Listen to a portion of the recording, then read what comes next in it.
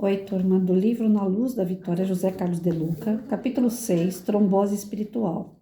Quem sustenta a calma e a fé nos dias de aflição encontrará a paz com brevidade e segurança, porque a dor em todas as ocasiões é a serva bendita de Deus que nos procura em nome dele, a fim de levar a efeito dentro de nós o serviço da perfeição que ainda não sabemos realizar. Neio Lúcio Chico Xavier. Você pode até se chocar com essa afirmação espiritual. A dor é uma serva de Deus. É possível que você esteja se perguntando tal qual eu já fiz inúmeras vezes. Afinal, sendo Deus nosso Pai amoroso, como Ele poderia permitir o sofrimento de seus filhos? Encontrei no Espiritismo uma explicação lógica e ao mesmo tempo libertadora. A dor nos visita com um bom propósito de provocar o nosso aperfeiçoamento. É uma lei de equilíbrio e educação, afirma Leon Diniz. Nossos problemas geralmente se encontram nas zonas da nossa ignorância e infantilidade. Por isso, a dor é um alerta para que essas áreas sejam amadurecidas a fim de que o nosso espírito empreenda o caminho da vitória. Uma pessoa ingressa na maturidade quando 1. Assume a responsabilidade por sua vida, pelas escolhas que faz e pelas consequências que colhe. 2. Aprende a lidar com suas naturais frustrações, pois na vida dificilmente alguém terá tudo o que deseja, de modo que o bem viver será sempre aprender a desfrutar tudo o que se tem. 3. Sabe que não tem direitos ilimitados, pois esses terminam quando começam os direitos do outro. Nossas dores de hoje são dores do parto de um ser mais crescido, que a vida está fazendo nascer.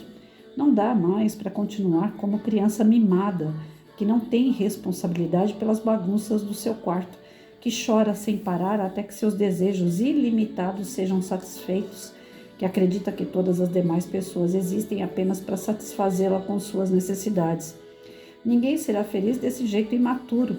As dores de hoje querem apenas forjar o nosso crescimento existencial, querem apenas forjar.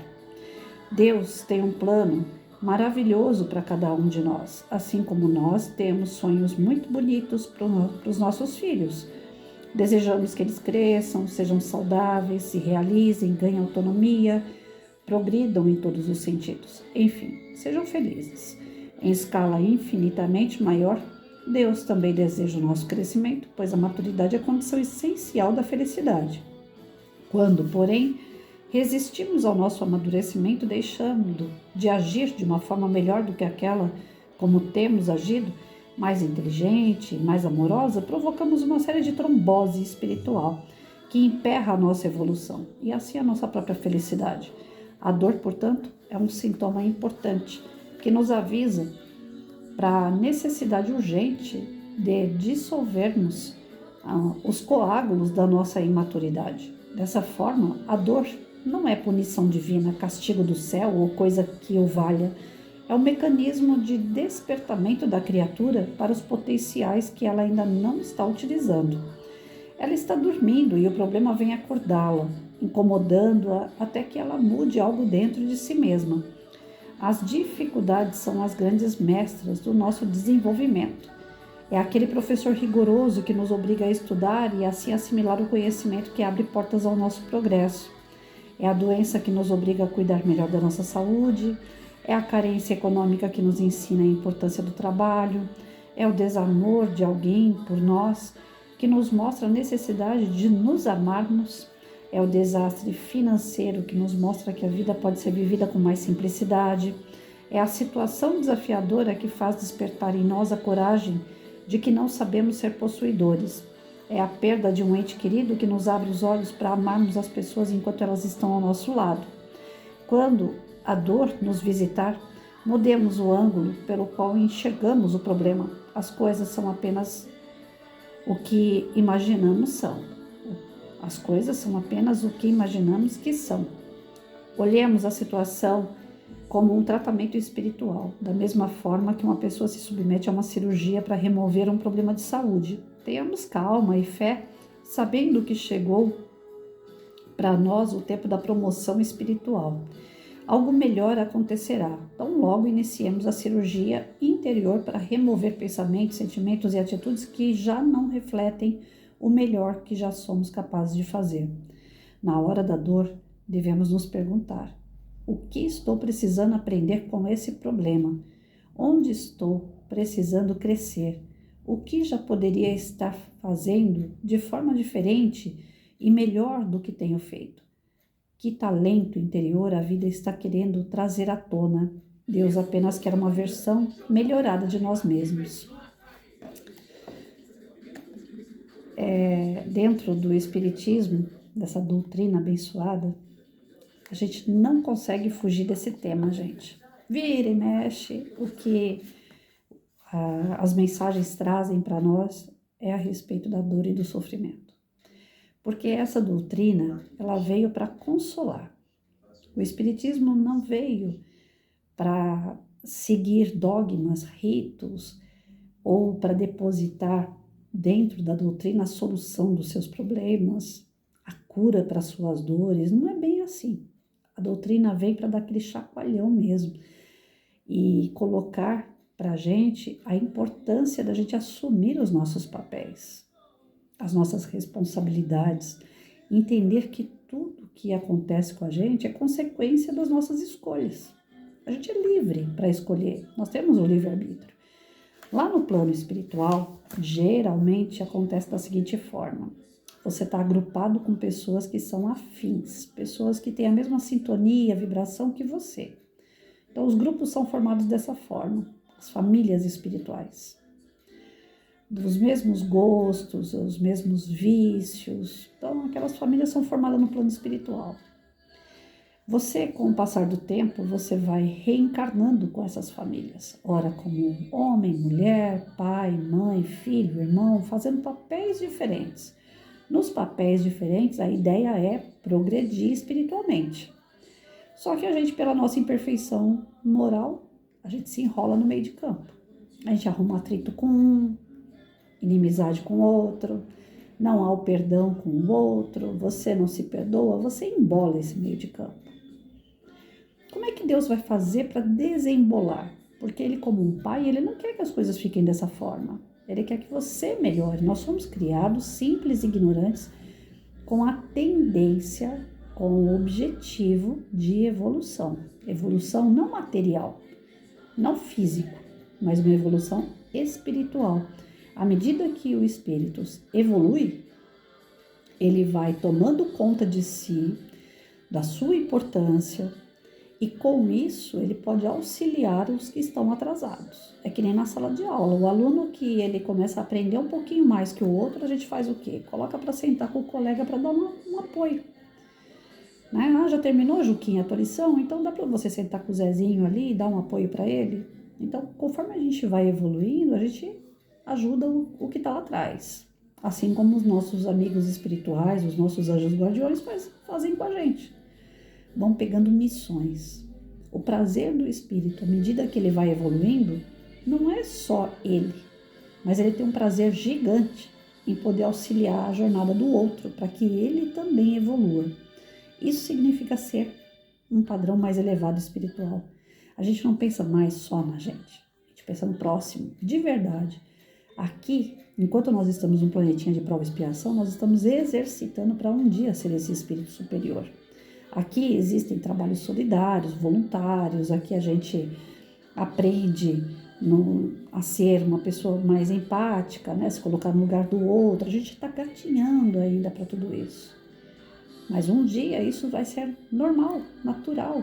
Você ver o outro numa situação que você já passou e com toda benevolência e vontade, não é só uma questão de obrigação ou eu não posso fingir que não estou vendo. Não, aquilo não vai te incomodar, pelo contrário, aquilo você vai querer fazer por amor, porque você evoluiu para isso. Você sente vontade, você sente alegria em servir.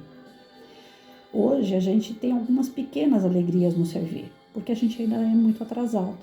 Então, geralmente a gente serve até certo ponto, aí daqui a pouco a gente fala assim, estou fazendo papel de besta, de trouxa, vou parar. Ou então, por um tempo você faz muito por muitos e de repente você cansa e fala, agora chega. Não quero saber de ajudar ninguém. Ninguém me ajuda. Nós estamos ainda nesse patamar. Infelizmente, a gente ainda ajuda, contribui, mas a gente quer que as pessoas façam por nós. Quando elas não fazem, a gente empaca. São essas tromboses espirituais, são esses momentos que a gente estagna. Trombose significa não circular, não continuar. Né? Já viram uma perna física, quando dá trombose? O sangue não circula, a perna incha. Ela fica ali, parada, estática. E só juntando aquilo que não é bom. Então, nós estamos fazendo isso com o nosso espírito. Muitas das vezes a gente tem a trombose espiritual, que é a que impede a gente de continuar caminhando. A gente para, junta um monte de coisa que não presta, fica ali remoendo isso e atrasando o nosso lado. Porque a gente não evolui, não dá continuidade, a gente não evolui. A nossa evolução depende muito do entendimento das situações que a gente passa. Então, nós estamos passando por um problema? Por quê? Nós temos pessoas difíceis na jornada junto com a gente? Por quê? Essas pessoas já vêm de quando com a gente? O que foi que eu fiz para essas pessoas? Porque como aconteceu comigo quando houve um rompimento entre eu e meu filho. Eu falei, meu Deus, que menino ingrato. Né? Eu trabalhei a vida inteira por ele, para ele, me dediquei e tal. A primeira coisa que vem na cabeça é aquele vitimismo. Alguma coisa deu errado. E é ele o culpado, porque a gente tende a jogar a culpa no outro, né? E com o passar do tempo, através dos estudos, através das leituras, da minha dedicação, de querer compreender a situação, eu fiquei mais leve. Porque certamente não é algo só de agora. Não pode ser. É impossível uma mãe se doar a um filho e o filho virar as costas para ela, sendo que ela fez o melhor. Não o melhor para ele, que ele tenha compreendido, mas o melhor dela. Em forma de gratidão, ele deveria apenas, né, manter um contato, ter um certo carinho pela mãe. E isso não existe. Então, o que tem ali? Ainda bem que tem a doutrina, que ela vem e fala assim, calma, não é dessa vida, não pode ser. Vocês já estiveram juntos antes. E alguma coisa lá atrás deu errado. Por mais que você tenha tentado consertar agora, ainda não foi o momento. Mas ela consola a gente dizendo assim, calma, porque as circunstâncias são ilimitadas. Vocês vão ter oportunidade ainda de se rever, pode ser nessa ou em outra vida, de fazer as pazes, de um compreender o jeito do outro, o patamar, o grau que está cada um. Então a doutrina acalenta a gente e fala, não, esse problema vai ser resolvido. Pode não ser agora, já no meu imediatismo, mas vai ser resolvido, então calma. E aí é onde entra o texto falando pra gente, toda situação tribulada, mantenha calma. Continue fazendo o que você pode dentro da do seu entendimento. Não adianta querer dar saltos, não adianta querer que o outro faça aquilo que você quer que ele faça. Vai com calma. A situação não está favorável? Aprenda com ela. O que é que essa situação está te trazendo? Então, a bendita doutrina espírita, tão consoladora como é, ela nos tira o peso de coisas erradas que nós fazemos, de coisas erradas que as pessoas fazem com a gente, de dores que nós criamos, de dores que são criadas pelos demais que estão em nossa volta. Seja uma questão financeira, seja uma questão de trabalho, seja uma questão de convivência familiar, seja uma questão de saúde.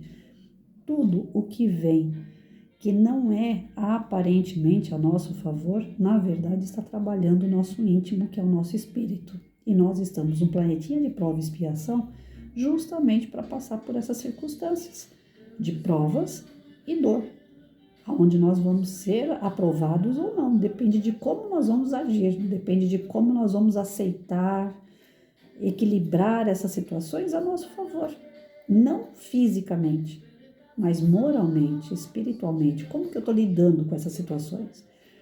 Eu percebo que grande parte do tempo eu tenho ficado uma pessoa assim mais calma. Eu não era, de forma nenhuma. Pelo contrário, tudo me deixava nervosa, me deixava aflita, ansiosa, às vezes com muita raiva. E essa raiva, eu já falei aqui no canal, me perturbou demais por muitos anos. Porque ela vem assim do nada, eu não me conheço. Quando vê a raiva, pula para fora. E mediante aos estudos, a um pouco de entendimento das situações, porque eu não tenho muito entendimento não, mas o pouquinho que eu estou adquirindo, está me acalentando. Então, dependendo da situação que pode me agitar, que pode me deixar ansiosa, que pode me deixar inclusive irada, eu tenho procurado manter a calma. E quando você mantém a calma, o teu cérebro oxigenado, né, fala assim, né, que o oxigênio está circulando melhor, ou seja, que eu estou respirando melhor diante da situação, que eu não fico naquela fobia toda, a solução parece que vem mais rápido. Parece não, é certeza. A solução vem mais rápido. E você encontra meios de solucionar aquele problema. Quando você fica atribulado demais, você não consegue achar. Você não enxerga nada, você não sente nada, a não ser, né, aquela ira, aquela revolta ou tristeza, se manter choroso, que também não vai resolver problema nenhum. Então, a calma é o segredo. E a calma, ela vem mediante o quê? A fé de que aquilo ali não vai passar, aquilo ali não é eterno. Que de alguma forma vai vir a solução, seja por você, por pessoas, intuição, mas que a solução vem. Aquilo ali não é eterno. Nada é eterno, nem o que é bom, e muito menos o que é ruim. Mas para isso você precisa manter a calma, você precisa procurar o entendimento, por que aquilo está ocorrendo. Você precisa solucionar devagar, consciente daquilo que você está fazendo, se não vai ficar pior, né? Tem aquele ditado que fala, o remendo fica pior do que a costura. Então não remenda, é melhor rasgar logo tudo e aí você faz uma costura nova. Mas ficar remendando não vai dar certo. Eu sempre fui daquela opinião, não sei se eu estou certa ou errada, mas pelo menos materialmente falando, se eu tiver qualquer aparelho que começa a dar problema, eu não mando para o conserto. Se as pessoas que têm assistência técnica dependessem do meu dinheiro para sobreviver, eles iam morrer de fome. Porque tudo e qualquer coisa que dá defeito, eu não gosto de consertar. Eu prefiro jogar fora e comprar um novo. Um relacionamento, se você começa a consertar muito, começa a ter muito atrito, e ó, senta aqui, vamos ver, isso aqui tá errado, vamos consertar, ó, isso daqui você fez tá errado, eu não gosto disso. Se você começar a querer remendar muito dentro de um relacionamento, é lógico que vai ter uma ou outra situação que o casal precisa sentar, conversar, se acertar. Mas se o relacionamento existe muita cobrança, como eu já tive, relacionamento doentio assim, isso é doença. Não funciona. Tanto de um lado como do outro não pode ter tanta cobrança. Você, para iniciar, para manter um relacionamento, você tem que deixar bem claro. Eu sou assim, você me aceita assim? Eu gosto disso, você gosta disso? Existe afinidade real? Você não tá mentindo para mim, para me conquistar? Porque depois vai dar problema. Dentro do relacionamento, se você já falou que gosta de maçã e o cara gosta de abacate, vai ser muito difícil se entender.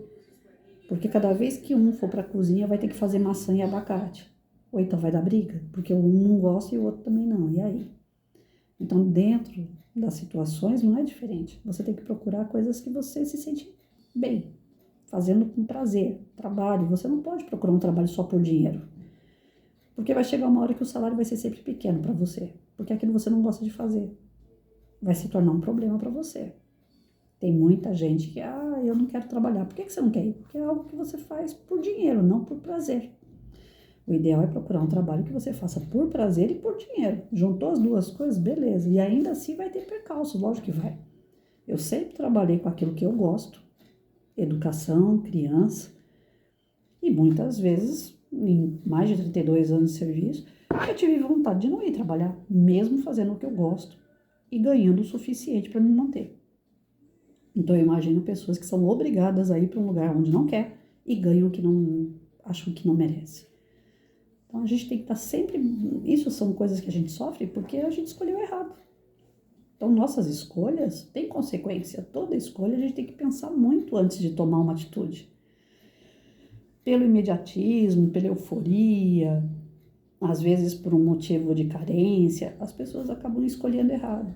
E as consequências são trágicas, porque aí vem sofrimento desnecessário. Nós temos sofrimentos que nos fazem crescer, que vêm para o nosso aprimoramento. E tem sofrimento que é escolha errada, simples assim, que é culpa nossa, porque nós ainda não sabemos olhar direito o que é bom para nós. Qualquer coisa serve. E as consequências são trágicas, porque não pode ser qualquer coisa, não pode ser qualquer pessoa. Eu não tenho amizade, eu vou pegar uma pessoa que está passando na rua, vou conversar com ela e já vai se tornar meu amigo.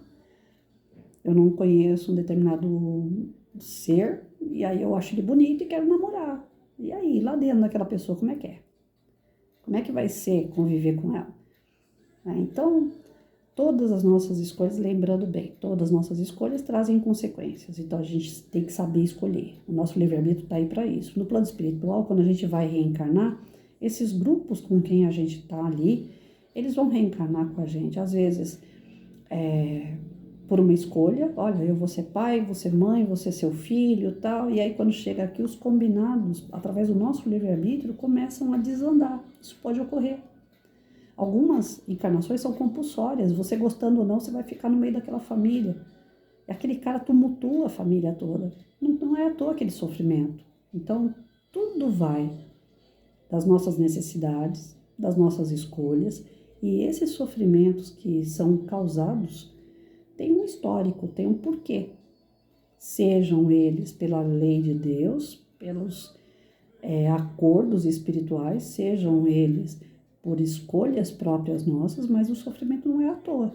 Ele não está ali à toa. Ele está de toda forma para que a gente possa aprender com eles. Então, volto a repetir pelo que o texto disse.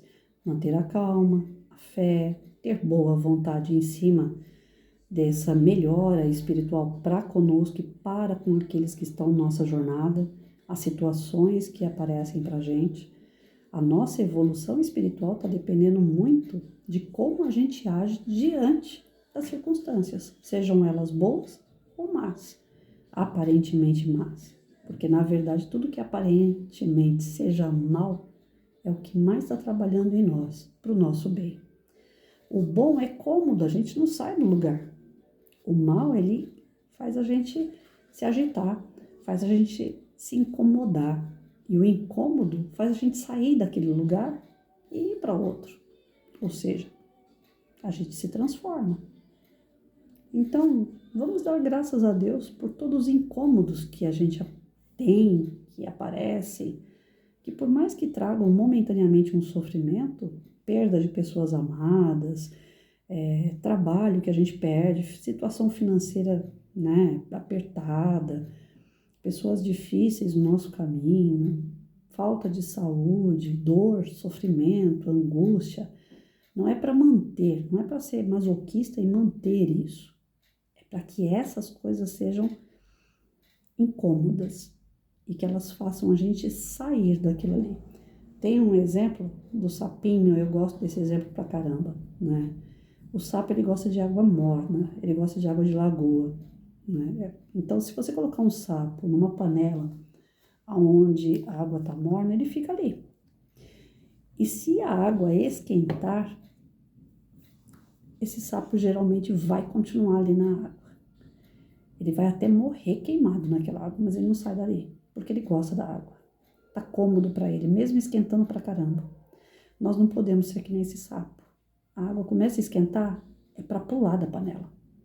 É para descobrir outros lugares. É para ir para outros lugares. E melhor. Então, nada de ser sapinho na panela, não.